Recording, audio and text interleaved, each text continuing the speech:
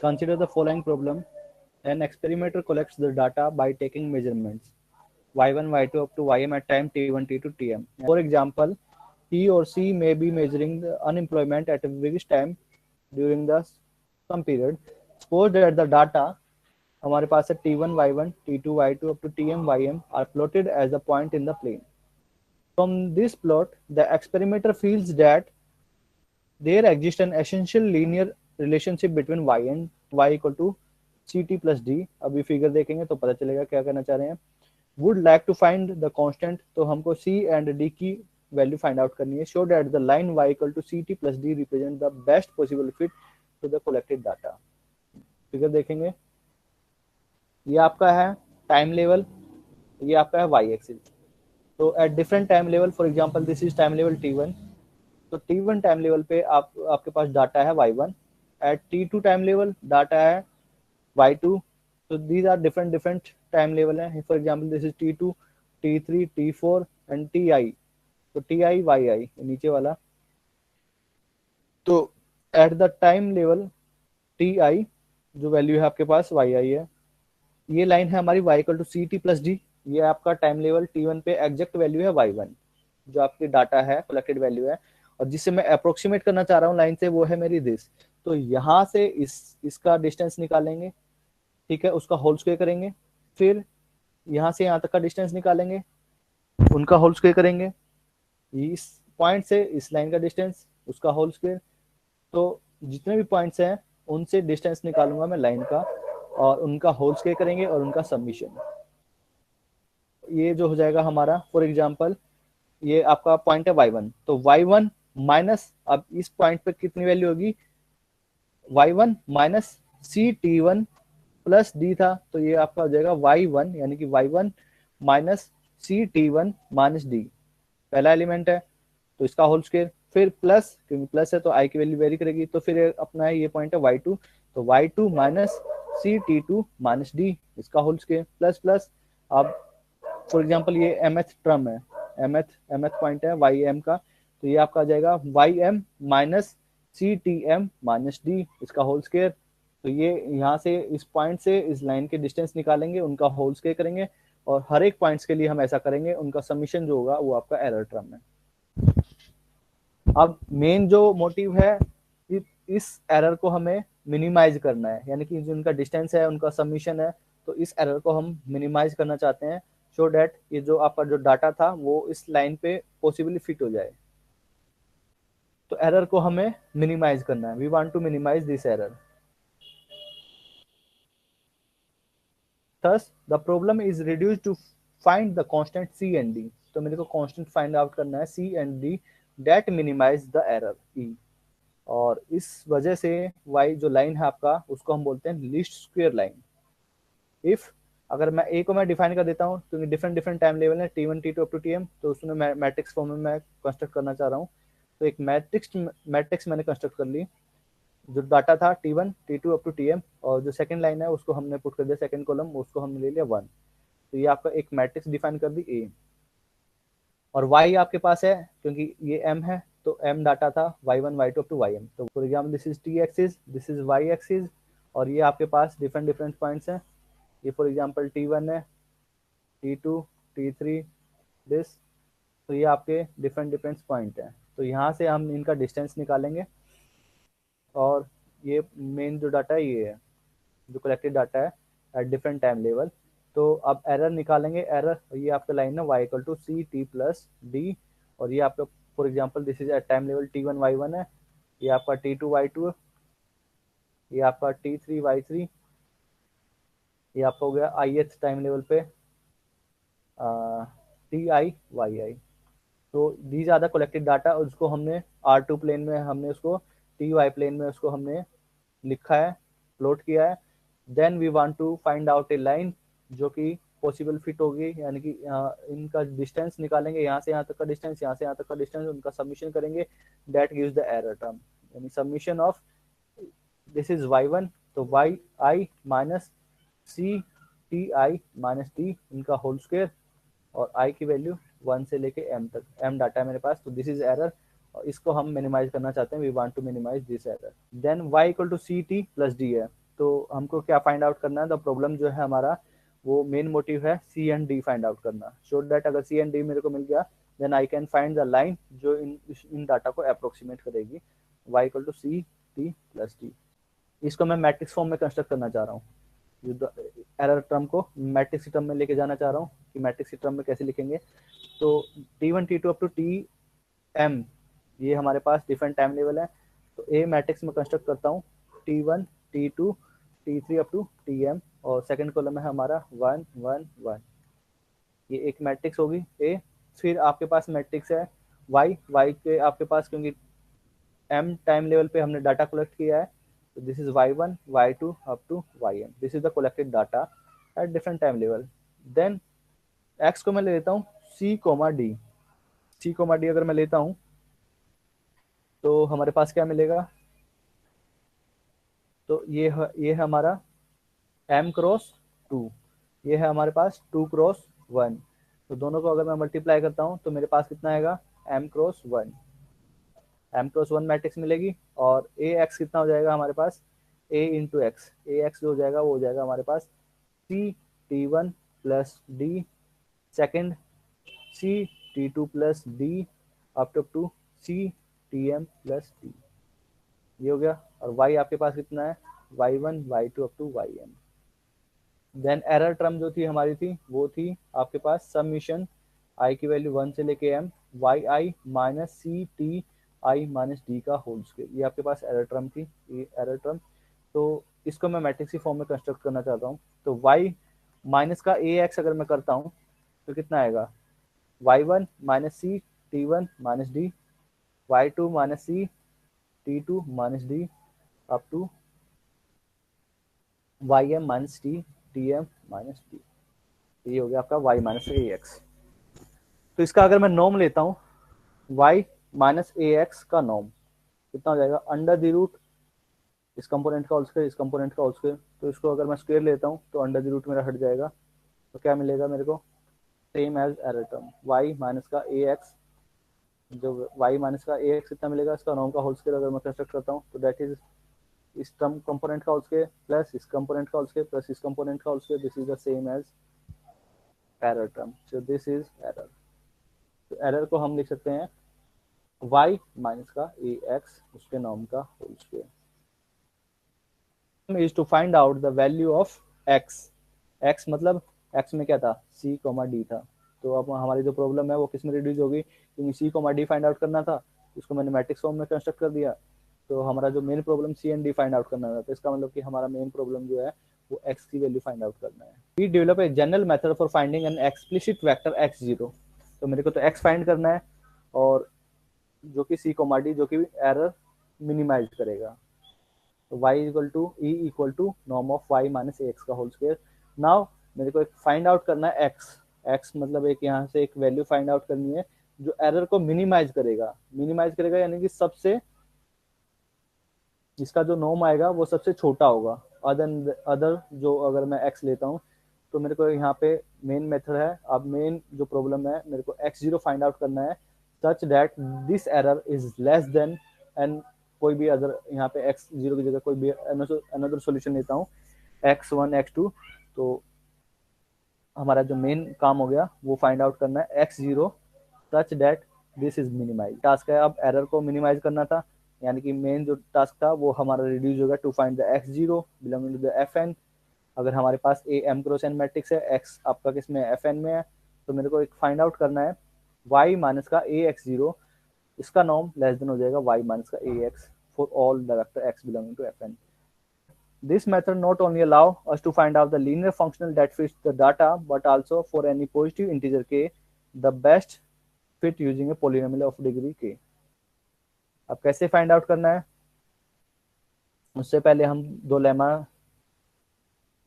लेंगे, प्रूफ करेंगे। तो यहाँ पे इनर प्रोडक्ट है आपने डिफाइन किया है, स्टैंडर्ड इनर प्रोडक्ट जो हमने डिफाइन किया था, अगर x, y अगर आपका fn में है, इफ x, y अगर आपका fn में है, कॉलम वेक्टर में है, ये आपने डिफाइन किया था x1 x2 up to xn और y1 y2 up to yn, these are in the column vector. देन इनका इनर प्रोडक्ट जो है हमने डिफाइन किया था x, y is y star into x, तो ये हमारा इनर प्रोडक्ट लेंगे। तो इन्होंने लिखा है एक्स कोमा वाई, और एन जो है वो आपका डिनोट करता है कि ये जो मेंबर हैं वो एफ एन के हैं, यानी कि एन कंपोनेंट है। So this is y star into x. तो ये आपका स्टैंडर्ड इनर प्रोडक्ट हम लेके चलेंगे अभी। So consider this inner product of x comma y n is y star into x. तो ये हम इनर प्रोडक्ट हम लेके चलेंगे, और एन जो है ये आपका डिनोट करता है कि these are the column vector these are the vector in f n. Lemma one है कि अगर आपके पास ए एक मैट्रिक्स है of order M cross n that is belonging to the field f, जो एंट्रीज है वो फील्ड में है। अब एक्स आपका एफ एन में है, एक्स कहाँ पे है, एफ एन में है। तो ए एक्स की मल्टीप्लाई करेंगे तो ए इंटू एक्स किसका मेंबर हो जाएगा, एम क्रॉस वन का, is a member of F m, और वाई भी आपका एफ एम का मेंबर है। तो इनका इनका inner product of A X को वाई, ये एम लिख दिया क्योंकि ये जो दोनों के दोनों एलिमेंट है वो एफ एम के एलिमेंट है, F m. Now equal to मेरे को शो करना है कि इनर प्रोडक्ट ऑफ एक्स, अब एक्स किसका मेंबर है, एफ एन का। ए का स्टार मैं अगर लगाता हूँ, ए का स्टार मतलब उसका ट्रांसपोज, उसका कॉम्प्लेक्स कॉन्जुगेट। तो आपका ए जो है ए स्टार में अगर मैं करता हूँ तो इसका ऑर्डर चेंज हो जाएगा n cross m, n cross m, और इसको मैं मल्टीप्लाई करता हूँ वाई से। तो ए का स्टार जो हो जाएगा वो आपका हो जाएगा एन क्रॉस एम, और वाई से अगर मैं मल्टीप्लाई करता हूँ, और वाई आपका मेंबर है एम का, एम क्रॉस वन का मेंबर है, क्योंकि एम टपल है y one y two up to y n था, ये वाई एन। तो y one y two y n, तो ये आपका मेंबर है किसका, एन क्रॉस वन। तो ये जो होगा A star into Y that will be member of N cross one, यानी कि ये जो एलिमेंट आएगा वो एन क्रॉस वन का आएगा। और एक्स भी आपका एन का एलिमेंट है, और A star into Y this is an also an element of N cross one, यानी कि अप टू वाई एन। तो ये जो एलिमेंट आएंगे वो एन टपल आएगा, और इधर जो था हमारा ए इंटू एक्स कॉमा यहाँ पे था वाई, तो ये जो था आपका, ये जो टपल आएंगे टोटल वो एम टपल होंगे, यहाँ पे एन टपल होंगे एक कॉलम में। तो ये मेरे को शो करना है कि inner product of A x comma y is same as x comma दूसरे टपल में लेके जाएंगे तो स्टार इंटू वाई। जैसे लीनियर ऑपरेटर में हमने डिफाइन किया था t of x comma y is same as x comma, और दूसरे टपल में लेके जाते हैं तो वहाँ पे स्टार लग जाता है, टी स्टार ऑफ वाई। तो सिमिलरली हम यहाँ पे शो करना चाह रहे हैं कि inner product of A x comma y is same as inner product of x comma a star y. By generalization of the Crowley to the theorem 6.11, हाँ ये कैसे हम डिफाइन करते हैं, inner product of A x comma y, inner product of A x comma y मैंने consider किया। अब standard inner product था हमारा वाई स्टार इंटू एक्स, तो ये आपका हो जाएगा वाई स्टार इंटू ए एक्स, ठीक है। अब इसको मैं इनको क्लब कर लेता हूँ, वाई स्टार इंटू ए इंटू एक्स। अब इसको मैं लिख सकता हूँ ए इंटू बी का star is same as B star into A star, तो इसको मैं this is same as A star into Y का star is same as B star into A star. तो ऐसे ओपन होता है। तो inner product of A x comma Y, A x comma Y, तो this is A x comma y, this is, तो ये show करना था this is y star into A x by standard form. Now this is y star into A into x.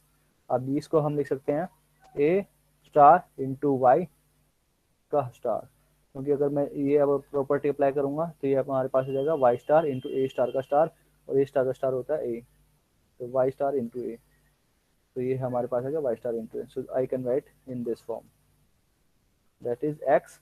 आप क्या करेंगे, आप इसको हम लिख सकते हैं inner product of x comma a star y, this is same as inner product of x comma a star y. By definition inner product of x comma y हमने कैसे डिफाइन किया था, इसका स्टार इंटू एक्स। तो अगर इसको हम define करते हैं तो क्या आएगा, ए का स्टार इंटू वाई, इसका star into x, so these are same, a star into y का star, so this is the same thing. So inner product of a x comma y is same as the inner product of x comma a star into y. ये आपका member है m का, और ये आपका n का है। हमने यहाँ पे दो प्रॉपर्टी यूज की हैं, एक तो a b star is same as B star a star, और एक प्रॉपर्टी हमने यूज किया ए स्टार का star is same as a. Next lemma है, अगर ए आपका मैट्रिक्स है एम क्रॉस एन मैट्रिक्स में और the field f, then show करना कि rank of A star into a is same as the rank of the matrix a. अब अगर टी आपका वेक्टर स्पेस वी से लेके वी पे लीनियर ऑपरेटर गिवन है, this is a linear operator, then kernel of t जो होता है वो होता है आपका same as all those element x belonging to the vector space v such that t of x is equal to 0। जो इसके एलिमेंट पे यानी टी वे सारे सारे वेक्टर होते हैं इसके जिस पे मैं टी अप्लाई करूंगा तो इसकी आइडेंटिटी मिले, ठीक है, वो तो कर्नल होता है। रेंज ऑफ टी होता है आपका टी ऑफ एक्स, एक्स आपका किसमें बिलोंग करता है वेक्टर स्पेस वी में, तो ये आपका होता है यहाँ पे। तो रेंज कर्नल जो होता है इसका सबस्पेस होता है, kernel of t is subspace of t and range जो होता है वो आपका सबस्पेस होता है वेक्टर स्पेस वी का यहाँ का। और फिर एक रैंक नलिटी थ्योरम भी पढ़ी आपने कि रैंक टी प्लस नलिटी किसके इक्वल होता है, dimension of the vector space v if this is a finite dimension. तो मैट्रिक्स में है, कोई भी मैट्रिक्स है तो उसका रैंक क्या होता है, रैंक ऑफ एन मैट्रिक्स और कॉलम। तो यहाँ पे अगर मैं पाइवेट पोजीशन में लेके आता हूँ, ये भी पढ़ा होगा कि अगर मैं पाइवेट पोजीशन में लेके आता हूँ तो number of free variable, number of free variable जो होते हैं वो आपका क्या देते हैं, वो नल स्पेस देते हैं, नंबर ऑफ फ्री वेरिएबल। तो और जो है आपके पास जो फ्री नहीं है उनका हम बोलते हैं पिवट पोजीशन। तो नंबर ऑफ पिवट पोजीशन जो आता है वो आपका क्या देता है, रैंक देता है, rank of an matrix. But अगर सिंपल लैंग्वेज में अगर मैं कहूँ कि रैंक अगर किसी मैट्रिक्स की है तो वो होता है आपका rank of A matrix, rank of an matrix a होता है number of linearly independent rows और कॉलम,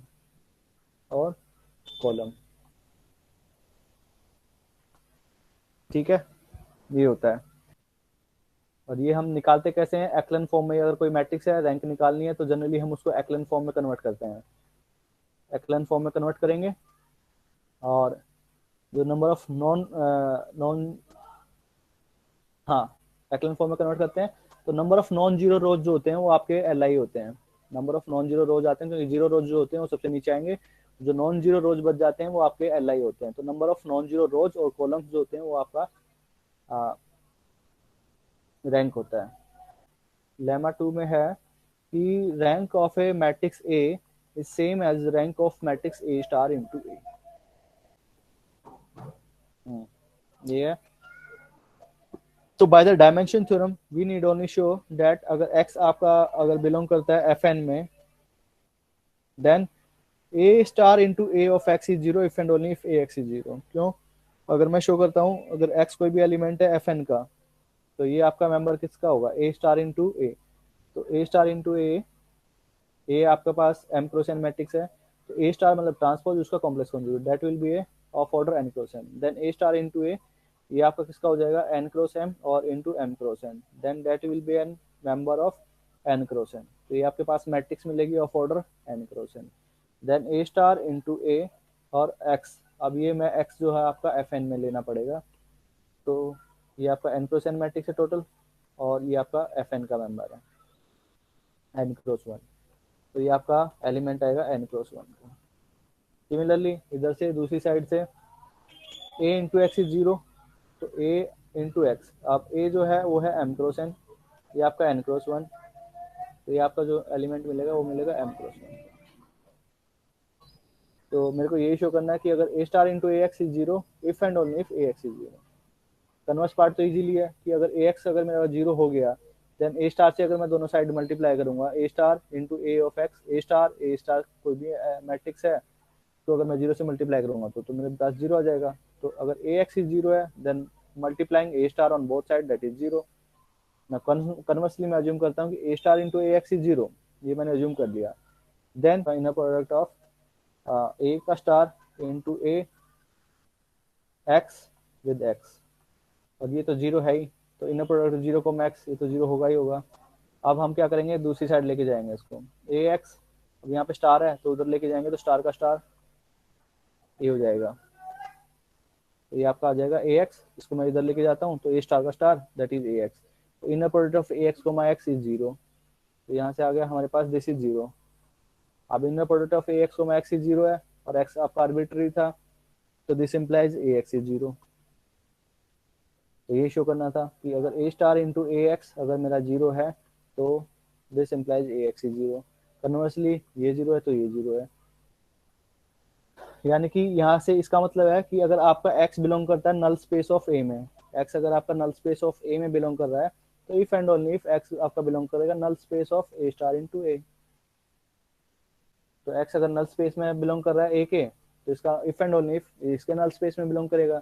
इसका मतलब कि ये x जो होगा वो रैंक में काउंट नहीं होगा, x जो होगा आपका रैंक में काउंट नहीं होगा। नल स्पेस में मैंने शो कर दिया कि अगर x अगर आपका बिलोंग करता है इसके नल स्पेस में, तो वो इसके नल स्पेस में भी होगा। तो rank of a plus nullity of a that is number of columns होता है। ए अगर एम क्रॉस एन मैट्रिक्स है, so that is the number of columns, n के इक्वल आता है। तो rank of a plus nullity of A is the number of column. ये आपके पास जो होते हैं number of pivot position, pivot position ये होता है फ्री वेरिएबल। तो मैं शो करना चाह रहा हूँ कि अगर एक्स आपका यहाँ पे बिलोंग कर रहा है इसके नल स्पेस में है, तो उसके भी नल स्पेस में है, तो ऑटोमेटिकली ये जो हो जाएगा उसके रैंक जो आ जाएगी वो सेम हो जाएगी। Rank of A is same as rank of A star. मैं शो कर देना चाह रहा हूँ कि दोनों का नल स्पेस जो है, इसका नल स्पेस और उसका नल स्पेस दोनों का सेम है। तो दोनों का नल स्पेस सेम है, तो इसका मतलब कि दोनों की रैंक भी जो है वो आपकी सेम आएगी।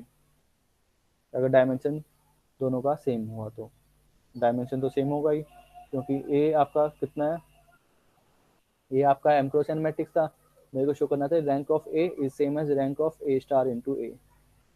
ठीक है, A M cross N matrix है, तो इसकी रैंक जो होती है नंबर ऑफ कॉलम्स की इक्वल होती है, दैट इज एन। और इसमें भी ये आपका आया था एन क्रॉस एन, तो वो भी एन के इक्वल हो सकता है मैक्सिमम। तो दोनों का रैंक जो होगा मैक्सिमम वो होता है नंबर ऑफ कॉलम्स के। तो यहाँ से मैं शो कर रहा हूँ कि अगर x null space of A में बिलोंग करता है, तो if and only if x belong to the null space of इसमें, तो दोनों की जो हो जाएगी रैंक जो हो जाएगी सेम हो जाएगी। तो यहाँ से अगर ए आपका एम क्रॉस एन मैट्रिक्स है, देन द रैंक ऑफ ए अगर आपके पास एन है टेबल हो जाएगा। A inverse A is invertible, इसका मतलब कि इसकी रैंक भी एन की इक्वल हो जाएगी, जिसका मतलब A star into A is also invertible. तो अगर ए इसकी रैंक अगर एन आ गई ए की, तो मतलब ए इन्वर्टिबल है, इसका मतलब कि A star into A is also invertible. Next है कि अगर आपके पास ए एक मैट्रिक्स है of order M cross N over the field F, Y आपका किस में बिलोंग करता है, एफ एम में, then there exist X zero exist करेगा जो कि एफ एन में होगा, such that A star into A X is zero, X zero equal to A star into Y. और मेरे को फाइंड आउट करना था, एरर मिनिमाइज करनी थी, तो मेन मोटिव था एक्स जीरो फाइंड आउट करना, such that A x zero minus Y का norm is less than equal to A x minus Y. ये हमको फाइंड आउट करना था X zero, such that error जो टर्म थी वो मेरे को मिनिमाइज करनी थी, यानी कि this is less than equal to this, ये कंडीशन सेटिस्फाई करता है। और एक्स जीरो फाइंड आउट करना है, तो एक्स जीरो वो ऐसे दिया जाता है अगर ए इन्वर्टिबल है। इन्वर्टिबल कब होगा, अगर रैंक एन है तो वो ए इन्वर्टिबल हो जाएगा, इसका मतलब कि A star into A is also invertible. Then X जो होगा हमारा, ये एक्स ऐसे फाइंड आउट करेंगे। तो ये आपके पास ए है, एक मैट्रिक्स है of order M cross n, this is a matrix, and y मैंने एक एलिमेंट ले लिया जो कि आपका बिलोंग करता है एफ एम में। देन मैं डिफाइन करता हूँ, I am going to define a subset W. W को मैंने ले लिया ए इंटू एक्स, और एक्स आपका बिलोंग करता है एफ एन के अंदर। ठीक है, यानी कि this is same as range of L of A, range of L of A. अब लीनियर ऑपरेटर क्या होता है, एल ए हमने लास्ट क्लास में डिफाइन किया था। अगर ए आपके पास एम क्रॉस एन मैट्रिक्स है, then I can defined L A एक ऑपरेटर होता है, लेफ्ट मल्टीप्लिकेशन ऑपरेटर कहलाता है। वो एक ऑपरेटर होता है कहाँ से कहाँ, एफ एन से लेके F m, such that L A of x is same as A into x. और ए जो है आपका वो मैट्रिक्स बनेगा एम क्रॉस एन, और एक्स होता है वो एन का मेंबर होता है, एन क्रॉस वन का, तो ये आपका मेंबर आ जाएगा एफ एम का। तो ये हमारा है दिस। अब इसका रेंज कैसे डिफाइन करते हैं, range of this operator, range of this operator means A time of x, और एक्स कहाँ बिलोंग करेगा, एफ एन में, x belong to F n. तो इन्होंने डिफाइन कर दिया डब्ल्यू। ठीक है, तो रेंज तो हमेशा सब स्पेस होता है, रेंज इज ऑलवेज सब स्पेस, इसका मतलब डब्ल्यू जो है ये सब space, W is a subspace of the vector space V, या वी जो भी था हमारा एफ एन था, ये किसका मेंबर होगा, ए एक्स, ए इंटू एक्स, और ये जो टोटल मेंबर होगा एफ एम का मेंबर हो जाएगा, क्योंकि एल ए जो हमारा हुआ था जो मैप डिफाइन था एम क्रॉस एन है, तो ये गया था एफ एन से लेके एफ एम पे, such that LA of x is same as A into x। अब A into x this is a member of FM, तो ये आपका जो सबसेट है FM का। एफ एम का। तो this is a subspace of the vector space F m. अब एक थ्योरम हमने करी थी, थ्योरम था कि ये वी एक वेक्टर स्पेस है, वाई कोई एलिमेंट है और डब्ल्यू जो है उसका सब स्पेस है। Then there exist orthogonal projection हमने निकाला था u, such that y can be written in the form of u plus z. y को हमने लिखा था, y को हमने लिखा था u प्लस जेड। u आपका किस में बिलोंग करता है, w में, और z आपका बिलोंग करता है w के ऑर्थोगोनल कंप्लीमेंट में। थ्योरम थी ये आपका सेक्शन 6.2 में थी, सेक्शन 6.2 में ये थ्योरम थी, प्रोजेक्शन मैप। एंड इसकी करोलरी जो थी वो थी कि ये जो होता है, ये u जो होता है उसको हम बोलते हैं ऑर्थोगोनल प्रोजेक्शन, ऑर्थोगोनल प्रोजेक्शन बोलते हैं। और ये भी मैंने बताया था कि u जो होता है वो सबसे नजदीक होता है वेक्टर स्पेस y के, मतलब y का और w के जो है सबसे नजदीक होता है। यानी कि डिस्टेंस हमने निकाला था y का u के साथ, y minus u is less than equal to norm of y minus x for every element x belonging to w। इसकी और y की डिस्टेंस जो होती है वो सबसे नजदीक होती है तो ऑर्थोगोनल प्रोजेक्शन की। तो अब इस थ्योरम का हम यूज करेंगे। तो दिस इज ए सब space, this is a subspace of V. Now by that corollary I can find, now by that this corollary, क्योंकि ये आपका सबस्पेस है, ये भी आपका किसमें है, वाई एफ एम का है, और ये किसमें है, ये भी एफ एम का है। तो अगर ये इसको मैं मान लेता हूँ, वी जो है आपका वेक्टर स्पेस है वो आपका हो गया एफ एम, डब्ल्यू जो है आपका सबस्पेस है किसका, एफ एम का। तो this is a subspace of F m. अब वाई जो एलिमेंट है यहाँ पे है, तो then I can find an orthogonal projection such that y can be written in this form, y can be written in the form of u plus z। u belong करेगा w में, u belonging to w, w आपका ये है range space है, and z आपका belong करेगा w के orthogonal complement में बिलोंग करता है। एंड इसका नॉर्म जो होता है, डिस्टेंस जो निकालते हैं वो सबसे छोटा होता है। तो u आपका किसका मेंबर है, w का, और w कैसे डिफाइंड है, a टाइम ऑफ x। यानी कि ये जो आपका u होगा वो किस फॉर्म का होगा, यू डब्ल्यू में बिलोंग करता है, और ये है आपका रेंज सेट। तो यू जो होगा वो होगा कुछ ए एक्स टाइप का होगा, ए एक्स जीरो टाइप का होगा, for some X zero belonging to the F N. क्योंकि यू आपका डब्ल्यू में, डब्ल्यू आपका है रेंज स्पेस, यानी ए एक्स टाइप का होगा। तो और ये इसका जो डिस्टेंस होता है तो सबसे छोटा होता है वाई के साथ।